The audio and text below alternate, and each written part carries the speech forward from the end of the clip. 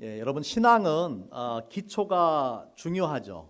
뿌리 깊은 나무가 흔들림 없고 강한 그런 바람을 이길 수 있는 것처럼 우리의 신앙도 기초가 튼튼해야지 흔들림 없는 믿음으로 믿음을 가질 수가 있습니다.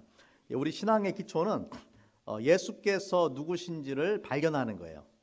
우리의 신앙의 기초는 예수가 누구신지를 바로 아는 것이다. 예수님이 누구신지를 알아야지 우리가 흔들리지 않고 믿음의 그 사람이 될 수가 있습니다. 반면에 예수님이 누구신지를 정확하게 알지 못하면은 아무리 오랫동안 신앙생활을 했어도 우리의 믿음이 모래 위에 지은 집처럼, 특별히 어떤 고난이나 인생의 어려움이 닥칠 때에 예수께서 누구신지를 모르는 사람은 그 신앙이 무너져 내릴 수밖에 없습니다. 그래서 우리가 신앙생활을 오래 하면 할수록 예수가 누구신지를 분명히 더 알아야 된다. 자, 요한복음을 통해서 예수님이 누구신지를 함께 말씀을 나누고 있는데, 지난 시간에는 우리가 어떤 말씀을 봤냐면은 성육신, 인간의 몸으로 오신 하나님, 예수께서 인간의 몸으로 오신 하나님이시다라는 것에 대해서 함께 말씀을 나눴어요. 하나님이 인간이 되셨다. 이것도 여러분 이것은 상상도 할 수 없을 정도로 놀라운 일입니다. 여러분 인간의 몸이라는 게 얼마나 불편해요. 안 먹으면은 배고파서 먹어야 되고 굶어 죽고, 그죠? 또 밤 되면은 자야 되고, 안 자면은 안 되잖아요. 졸리면 자야 되고, 또 먹으면 또 싸야 되고, 그죠? 또 온갖 질병이 얼마나 많습니까? 바이러스 하나만 들어와도 꼼짝 못하고, 뭐 코로나 바이러스 가지고 사람이 죽기도 하고, 또 늙고 병들고. 인간의 몸이라는 게 얼마나 불편합니까? 저도 지금 허리가 안 좋아가지고 허리 다쳐가서 지금 저 허리 복대를 지금 하고 있는데, 인간의 몸이라는 게 사실 너무나 참 불편한 거예요. 그것도 하나님이신 예수님이 그런 인간의 불편한 몸을 가지고 이 땅에 오셨다라는 것은 정말 놀라운 일이죠. 왜 하나님이신 예수님이 인간의 불편한 몸으로 오셨는가? 오늘 말씀은 이제 아주 중요한 그런 말씀인데, 오늘 말씀에 보면은 세상 죄를 지고 가는 하나님의 어린 양으로 오셨다. 그렇게 말씀을 하고 있어요.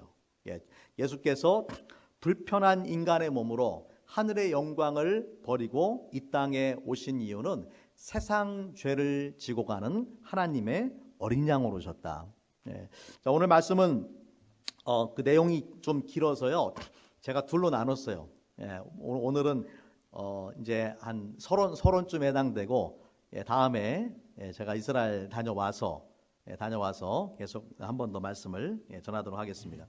자, 오늘 말씀의 배경은 이제 그 침례 요한의 증언입니다. 침례 요한은 말라기를 통해서 구약 성경의 마지막 그 성경책인 말라기에서 예언된 그런 선지자죠. 엘리야의 심령과 능력으로 주의 길을 예비할 그런 선지자가 올 것이다. 그렇게 말라기 선지자가 예언을 했는데, 400년 동안의 침묵을 깨고 그 선지자가 왔어요. 그 사람이 누구냐면은 침례 요한입니다. 침례 요한을 통해서 이 영적인 회개와 또 부흥의 역사가 일어났어요. 많은 사람들이 침례 요한에게 와서 회개의 침례를 받았는데, 그 중에는 일반 군중들뿐만 아니라 종교 지도자들, 당시에 바리새인들, 사두개인들, 레위인들, 제사장들, 이런 사람들까지 와서 침례를 받으러 왔어요. 이 침례 요한에 의한 그 영적 부흥과 각성이 얼마나 대단했냐면요, 우리가 나중에 보면 예수님께서 12명의 제자를 선택하시잖아요. 12명의 제자 중에 5명이 원래는 침례 요한을 따라다녔던 사람이에요. 우리가 보고 있는 요한복음의 저자인 요한도 처음에는 침례 요한의 제자였던 사람입니다. 이 사람들이 나중에 침례 요한이 예수님에 대해서 증언하는 것을 듣고 이제 예수님을 따르게 되는 것입니다. 자, 침례 요한의 영향력이 커지니까 유대인의 지도자들이 이 사람을 보내서 요한의 정체를 묻습니다. 오늘 읽은 말씀의 그 전에 있는 말씀인데 한번 보겠습니다. 자, 요한복음 1장 19절부터 21절 말씀인데 이 말씀에 보면 이렇게 묻죠. 유대인들이 예루살렘에서 제사장들과 레위인들을 요한에게 보내요. 내가 누구냐? 네 정체가 도대체 뭐냐? 지금 묻는 거예요. 너무나 많은 사람들이 요한을 쫓아다니고 요한의 영향력이 커지니까 내가 누구냐 묻죠. 그때 요한의 증언이 이러하니라. 요한이 드러내어 말하고 숨기지 아니하니. 드러내어 하는 말이 나는 그리스도가 아니라 한데, 그러니까 메시아 그리스도를 지금 기다리고 있는데 나는 그리스도가 아니다. 그러면은 묻되 그러면 누구냐? 내가 엘리야냐? 이르되 나는 아니라. 또 묻되 내가 그 선지자냐? 대답하되 아니라. 그 선지자라는 것은 모세와 같은 선지자가 올 것이다 라고 예언되었기 때문에 모세와 같은 선지자를 기다리고 있었거든요. 그 선지자도 아니다. 또 말하되 누구냐? 우리를 보낸 이들에게 대답하게 하라. 너는 내게 대하여 무엇이라 하느냐? 그때 23절 말씀에 침례 요한이 그렇게 대답을 합니다. 이르되 나는 선지자 이사야의 말과 같이 주의 길을 곧게 하라고 광야에서 외치는 자의 소리로라 하니라. 침례 요한이 자기는 그리스도도 아니고 엘리야도 아니고 그 선지자도 아니고 자신은 주의 길을 곧게 하라고 광야에서 외치는 자의 소리다라고 그렇게 이야기를 했어요. 여러분, 소리라는 것은, voice라는 것은 무엇입니까? 메시지를 전달해주고 나면은 소리는 없어지는 거예요. 그러니까 이 소리의 역할은 메시지만 전달해주고 나서는 그 소리 자체는 없어져 버리는 거예요. 그러니까 이 침례 요한이 자기의 역할은 뭐냐면은 예수님이 누구신지를 가르쳐주고 예수님이 오실 길을 미리 준비하는 것이 전부라는 것입니다. 그러면서 내가 주인공이 아니라는 거죠. 내가 주인공이 아니고 그리스도가 오시는 길을 주께서 오시는 길을 내가 준비하는 사람이다. 그러면서 자기한테 쏠렸던 사람들의 모든 관심과 스팟라이트를 이제 그리스도께로 이렇게 돌리는 것입니다. 자, 이런 배경하에 오늘 주신 말씀이 우리가 함께 읽은 본문의 말씀인데 이제 예수님께서 침례 요한에게 오신 거예요. 그 다음 날, 이런 일이 있으니 그 다음 날 요한이 예수께서 자기에게 나오심을 보고 이르되 보라, 세상 죄를 지고 가는 하나님의 어린 양이로다. 자신한테 쏠린 모든 관심 그것을 예수님께로 돌리고 나는 소리에 불과하다라고 그렇게 이야기를 한 것이죠. 세상 죄를 지고 가는 하나님의 어린 양이다. 이 말씀은 우리가 예수님이 누구신지 왜 인간의 몸으로 오셨는지를 이해하는데 아주 중요한 그런 말씀인데 이 말씀과 관련된 유명한 그 에피소드가 있습니다. 영국의 아주 유명한 그 설교자 찰스 스펄전 목사님이라고 계시는데 그 찰스 스펄전 목사님이 교회가 막 성장하니까 교회를 새로 지어가지고 이전을 했어요. 이전을 했는데 여러분 그 당시에는 이런 좋은 마이크 시스템이 없었어요. 그러니까 육성으로 이제 말씀을 전하는 거예요. 그래서 그 찰스 스펄전 목사님이 얼마나 잘 들리는지 해보려고 강대상에 올라가서 사모님한테 저 뒤로 가라고 이제 한 거예요. 사모님이 이제 제일 끝에 갔으니까 이 찰스 스펄전 목사님이 이제 얼마나 메시지가 잘 전달되는지 보려고 설교를 하는데 그때 외쳤던 말이 뭐냐면은 보라, 세상 죄를 지고 가는 하나님의 어린 양이로다 크게 외쳤어요. 그런데 놀라운 일이 벌어졌습니다. 새로운 교회에 이제 페인트 칠을 하려고 왔던 페인트공이 있었거든요. 밖에서 건물 페인트 칠하고 있었는데 이 소리를 듣고 하나님의 음성으로 들은 거예요. 이 소리를 듣고 이 소리가 잘 전달되는지 보려고 보라, 세상 죄를 지고 가는 하나님의 어린 양이로다 밖에서 듣고 하나님의 음성으로 듣고 그 자리에서 회개를 하고 예수님 믿었다라는 거예요. 하나님께서 어떻게 그 역사하시는지는 우리가 참 알 수가 없는 것이죠. 자, 오늘 말씀 속에서 먼저 기억할 것은 예수님께서 먼저 요한에게 찾아오셨습니다.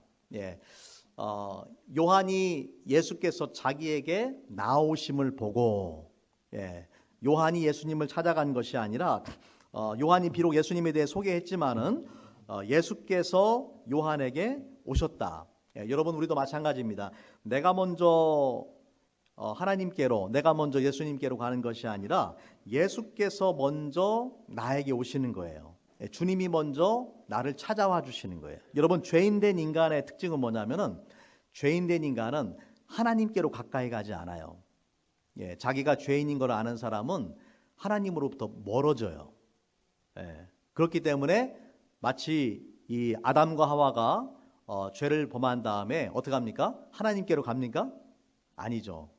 동산 나무로, 나무 그늘로 숨는 거예요. 어둠으로 들어가는 거예요. 하지만 하나님께서 아담을 찾으신, 아담아 어디 있느냐?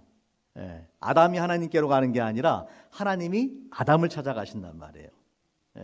그래서 우리가 성경 전체를 통해서 죄인된 인간이 하나님을 먼저 찾지는 않습니다. 하나님께서 죄인을 찾아오시는 거예요.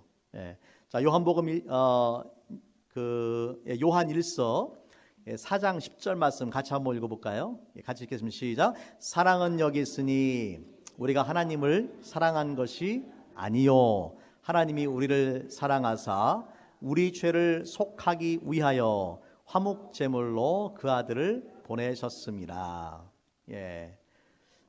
우리가 하나님을 먼저 사랑한 것이 아니고 하나님이 우리를 사랑하셔서 그 아들을 화목 제물로 보내셨다. 오늘 말씀 속에 이 침례 요한을 찾아오신 것처럼 또 예수님께서 하늘 영광을 버리시고 인간의 불편한 몸을 가지고 이 땅에 오신 것처럼 바로 저와 여러분을 만나 주시기 위해서 예수님께서 우리에게 먼저 다가오신다라는 것입니다. 요한복음 6장 44절 말씀에 보면은 나를 보내신 아버지께서 이끌지 아니하면 아무도 내게 올 수 없으니, 다시 말하자면은 구원은 전적인 하나님의 은혜입니다. 하나님께서 먼저 우리에게 오시고 또 하나님께서 우리를 이끌어 주셔야만 우리가 구원받게 되는 거예요. 저와 여러분이 오늘 이 자리에서 예배할 수 있는 것도 주님이 우리를 먼저 찾아와 주셨기 때문입니다. 얼마나 감사한 거예요. 그래서 침례 요한에게 오신 것처럼 예수님께서 나중에 보면은 12제자를 각 사람을 찾아가서 불러주시고 또 사도 바울을 찾아가서 불러주시고, 사도 바울도 예수 믿는 사람들을 핍박했던 사람 아니에요? 그런 바울을 예수님께서 찾아가 주시고, 저와 여러분도 하나님과 전혀 상관없는 삶을 살아갔던 사람들인데 우리를 찾아와 주시고, 여러분 이것이 기독교 정말 이 신앙의 그 놀라운 하나님의 은혜입니다. 내가 하나님을 찾아가는 것이 아니라 하나님께서 우리를 찾아와 주신다. 오늘 이제 말씀에 29절 말씀에 예수님께서 침례 요한을 찾아오니까 침례 요한이 이렇게 말합니다. 보라, 세상 죄를 지고 가는 하나님의 어린 양이로다. 오늘은 제가 시간이 많지 않아서요, 보라만 할 거예요. 보라만 하고 다다음 주에 세상 죄를 지고 가는 하나님의 어린 양이로다. 그러니까 오늘은 서론이에요. 서론. 다다음 주가 본론입니다. 여러분, 보는 것이 중요합니다. 우리에게 오신 예수님을 보는 거예요. 요한이 보라 외쳤어요. 보라. 그런데 여러분, 보다라는 단어는 우리한테 익숙하지만은 보는 것에는 서로 다른 차원이 있어요. 다른 차원이에요. 다 본다고 해서 똑같이 다 보는 게 아니에요. 우리가 예수님이 우리한테 찾아오셔도 예수님이 누군지를 알아보는 그런 안목이 있습니다. 이렇게 가치를 알아보는 눈을 우리가 안목이 있다 또는 식견이 있다, 그런 표현을 쓰죠. 전 세계적인 그 미술품 감정사가 있는데, 이분인데, 프랑스의 필리프 코스타마냐라는 분인데, 이분의 책이 몇 년 전에 이제 그 한국말로 번역이 됐어요. 이 책의 제목이 뭐냐면은 가치를 알아보는 눈, 안목에 대하여라는 그런 책입니다. 자, 미술 감정사들이 어떤 일을 합니까? 미술 감정사들은 그늘에 가려져 있는 평범한 작품 가운데서 걸작과 대작을 발견해내는 사람들이에요. 또는 걸작인 줄 알고 또한 대작인 줄 알고 생각했지만은 실제로는 가짜들 있잖아요. 위작들이 있어요. 이러한 위작을 발견해내는 사람들이에요. 왜냐하면은 이들은 미술 그 작품들을 볼 줄 아는 눈이 있기 때문에 그러죠. 안목이 있기 때문에 그래요. 보통 평범한 사람들은 모르겠지만은 이들은 전문가이기 때문에 이제 무엇이 진짜인지, 무엇이 가짜인지, 무엇이 가치가 있는지, 무엇이 가치가 없는지를 아는 사람들이죠. 여러분, 이 저자가 하는 말이 뭐냐면은 우리 인간의 삶에서 가치 있는 것들을 발견하기 위해서는 안목이 필요하다, 그런 이야기를 합니다. 그래서 이 안목의 사전적인 정의는 사물을 보고 분별하는 식견 또는 견식이다. 그렇게 돼 있는데, 이렇게 미술품 감정사가 되려면은 남들이 보지 못하는 것을 볼 줄 아는 특별한 눈이 필요하다라는 것이죠. 여러분, 세계적으로 유명한 그런 이 박물관 있잖아요. 프랑스의 루브르 박물관, 뭐 영국의 대형 박물관, 또 뉴욕에 가면은 메트로폴리탄 그 박물관, 이런 박물관들이 있는데, 이런 박물관들에 가면은 정말 이 작품 하나에 수만 불 또는 수십만 불까지도 되는 그런 미술 작품들이 있어요. 하지만은 그 작품의 가치를 모든 사람들이 다 아는 게 아니죠. 작품의 가치를 아는 사람들은 알지만은 모르는 사람들은 몰라요. 여러분, 미술관이나 이런 데 한번 방문해 보셨어요? 가가지고 어떤 사람들은 아주 유명한 작품인데도 대충 쓱 보고서 바람같이 지나갑니다. 뭐 거기에 오랜 시간 그 머물러 있질 않아요. 대충 싹 보고서 빨리 가서 밥 먹자, 빨리 가서 끝내고. 그런데 가면 막 지겨운 거예요, 시간이. 근데 어떤 사람들은 작품 하나를 앞에서 황홀한 눈으로 몇 시간을 막 그 뚫어지게 쳐다보는 거예요. 이것저것 하나하나를. 여러분, 왜 그렇겠습니까? 그 작품의 가치를 모르는 사람은 빨리 가서 밥 먹는 게 중요한 거예요. 근데 작품의 가치를 아는 사람은 그 작품을 감상을 하는 거죠. 그러니까 똑같이 보는데 보는 안목이 있느냐, 보는 안목이 없느냐에 따라서 보는 것이 달라지는 거예요. 이 책의 저자가 필리프 코스타마냐가 이런 말을 합니다. 안목은 보는 것에 관한 문제다. 우리는 누구나 무언가를 보지만 다 똑같이 보지는 않는다. 여러분, 침례 요한이 예수님이 오시는 걸 뭐라고 말했어요? 보라, behold, 보라, 그렇게 말했어요. 여기서 보라는 것은 그냥 보라는 말이 아니에요. 그 예수님이 누구신지를, 그 가치를 알아보는 것을 말합니다. 예수님을 보는 건 마찬가지입니다. 오늘날 많은 사람들이 예수님을 볼 수 있지만 똑같이 보는 것이 아니에요. 예수님 당시에 많은 사람들이 예수님을 눈으로 직접 봤어요. 하지만 그 모든 사람들이 구원을 받은 것은 아닙니다. 왜냐하면은 믿음의 눈으로 예수님을 보는 사람들이 있는가 하면은 그런 믿음의 안목으로 예수님을 보지 못한 사람들이 많기 때문에 그렇습니다. 그래서 우리가 예수님을 볼 때 중요한 것이 뭐냐면은 믿음의 안목이에요. 믿음의 눈으로 예수님을 봐야 돼요. 뭐 세상에 많은 사람들이 예수님께서 물으셨지 않습니까? 사람들이 인자가 누구라고 하느냐.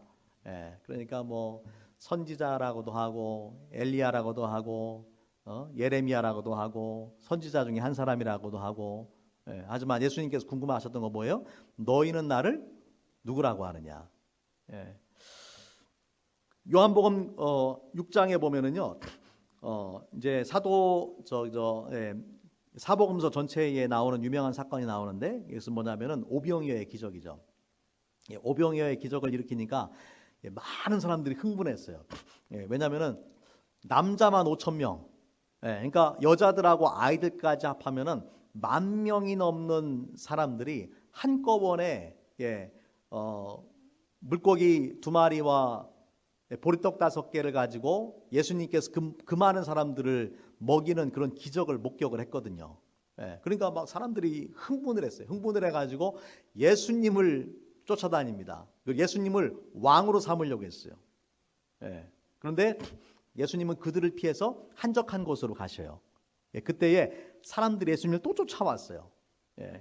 그때 주님께서 주셨던 말씀이 뭐냐면 요한복음 6장 35절 36절에 보면 이렇게 말씀을 합니다. 예수께서 이르시되 나는 생명의 떡이니 내게 오는 자는 결코 줄이지 아니할 것이요 나를 믿는 자는 영원히 목마르지 아니하리라.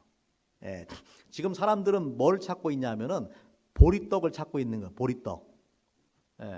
여러분, 근데 예수님은 뭐라고 말씀하세요? 나는 너희한테 생명의 떡으로 왔다. 생명의 떡으로. 그러니까 예수님을 생명의 떡으로 알고 찾아와야 되는데 많은 사람들이 예수님을 보리떡을 주는 분으로만 생각한단 말이에요. 여러분, 오늘날 교회에도 보리떡 신자들이 있어요. 보리떡 신자들. 예수님께서 주는 물질적인 축복들, 이 땅에서의 축복들, 이런 것만 생각하고 예수님을 따라다니는 사람들이죠. 하지만 예수님께서 정말로 주려고 했던 것은 무엇입니까? 생명의 떡을 주려고 이 땅에 오셨다. 자, 36절에 보니까 이렇게 말씀을 하죠. 그러나 내가 너에게 이르기를 너희는 나를 보고도 믿지 아니하는도다 하였느니라. 자, 보세요. 많은 사람들이 예수님 봤어요. 그죠? 눈으로 직접 봤단 말이에요. 기적도 봤단 말이에요. 그런데 보고도 믿지를 아니하였다. 여러분, 본다고 해서 다 예수님을 믿는 것이 아닙니다. 어떤 눈으로 봐야 되느냐? 믿음의 안목, 믿음의 눈으로 봐야 되는데 그런 기적을 경험하고도 어떤 사람들은 무엇만 생각하냐면은 당장 내가 받는 어떤 유익들, 축복들, 그런 것만 생각을 하지.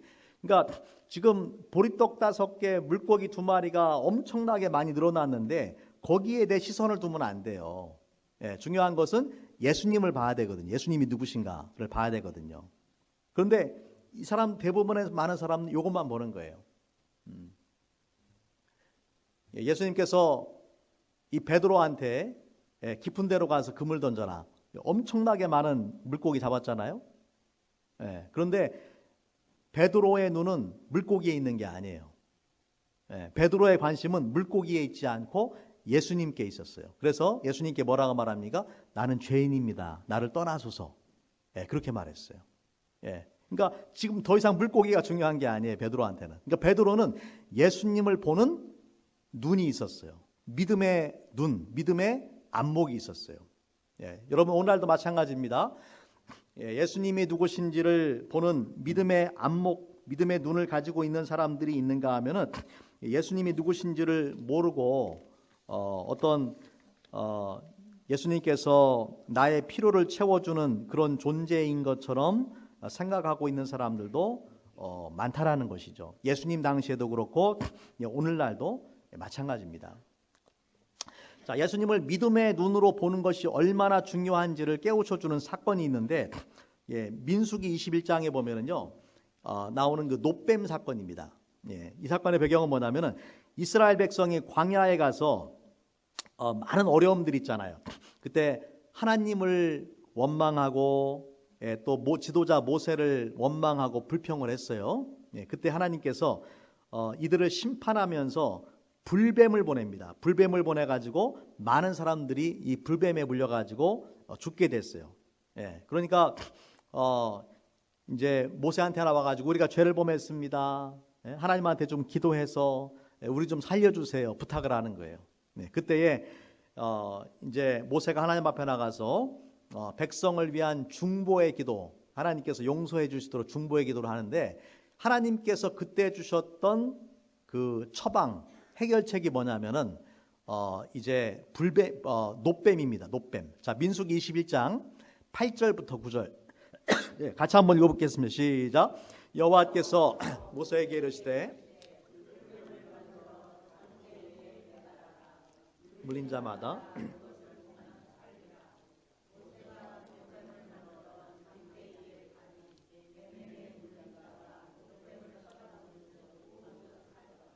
아멘. 예. 하나님께서 해주신 해결책이 뭐냐? 장대에다가 불뱀의 형상을 가진 노뱀을 만들어 달아라. 예. 그리고 그것을 쳐다본즉 보면 살리라. 예. 보면 살리라 말씀하셨어요. 예. 왜 그냥 살려주시지 않고 보면 살리라 그렇게 말씀하셨냔 말이죠. 예. 여러분 지금 각각 장막에서 불뱀에 물린 사람들이 자기 장막, 자기 텐트 안에서 죽어가고 있는 거예요.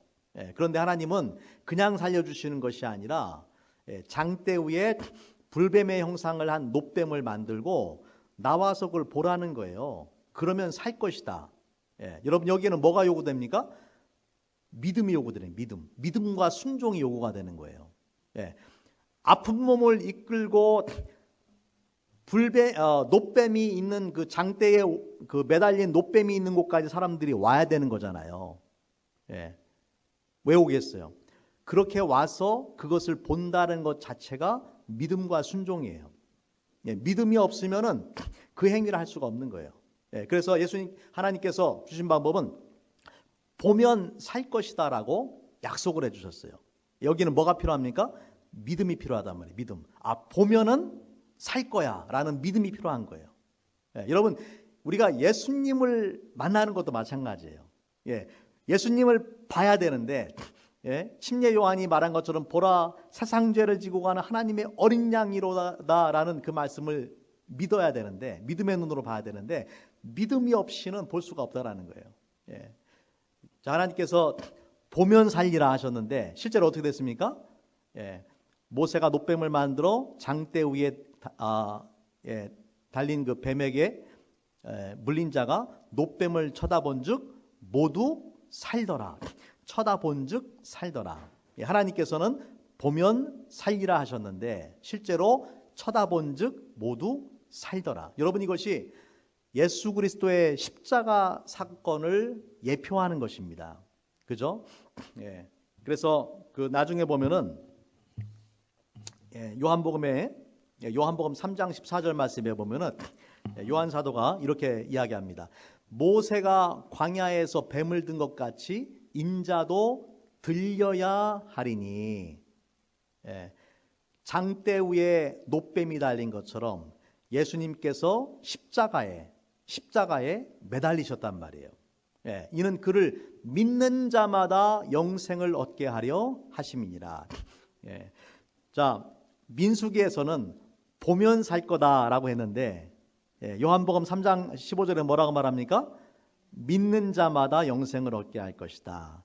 다시 말하자면은 믿음의 눈으로 보는 사람들, 예수 그리스도를 믿음의 눈으로 보는 사람들이 영생을 얻을 것이다라는 말씀이죠.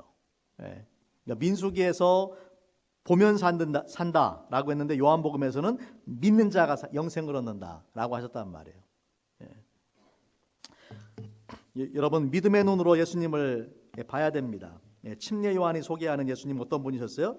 세상 죄를 지고 가는 하나님의 어린 양이다. 우리가 예수 그리스도를 통한 구원의 진리를 이해하는 아주 중요한 그런 말씀이에요. 그래서 우리가 이거를 성경 전체를 통해서 좀 봐야 되기 때문에 오늘 다 하려면 제가 시간이 없어요. 오늘은 그래서 두 편으로 나뉘어서 오늘은 서론에 해당되는 말씀을 전하고 다음 시간에 계속해서 세상 죄를 지고 가는 하나님의 어린 양이라는 말씀이 무엇을 의미하고 그것이 나의 구원과 어떻게 관계가 되는지 함께 말씀을 계속해서 보도록 하겠습니다. 중요한 것은 무엇입니까? 예수님께서 우리를 사랑하셔서 우리에게 먼저 오셨다. 그리고 그 주님을 우리는 보아야 되는데 그 본다라는 것은 믿음의 눈, 믿음의 안목을 가지고 그 예수님을 보아야 된다라는 거예요. 믿음의 눈으로 보는 사람들만이 하나님께서 약속하신 구원과 영생을 얻게 된다라는 것이죠. 저는 우리 사랑교회 속한 우리 모든 성도님 한 분도 빠짐없이 믿음의 눈으로 예수님을 만날 수 있기를 바랍니다. 그래서 한 분도 빠짐없이 구원받고 한 분도 빠짐없이 영생의 축복을 누리시기 바랍니다. 우리 같이 한번 기도하겠습니다.